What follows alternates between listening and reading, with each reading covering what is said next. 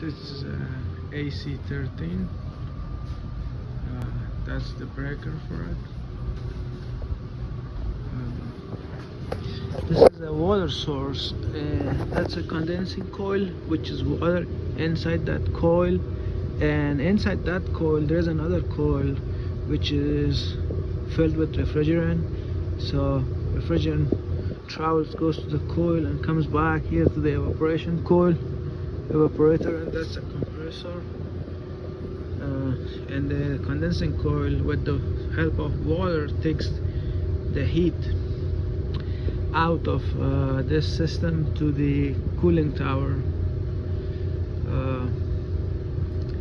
and get disappeared, and the water comes back again. So now I'm here. This unit is the alarm, the light for the board is on, and that is bad. The board is bad, so I'm gonna replace that board. Before I replace that, I turn off the power for it. So the unit is off. Now I'm gonna go and replace it. So here is, I have the new one. So it's pretty simple.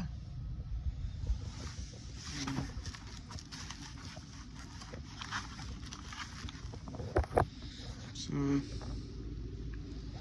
G is for the fan, W1 is for the heat, Y is for the cooling, and then all other. This is a relay contactor for the compressor. It's the common, this for the fan relay, and that's for the compressor relay.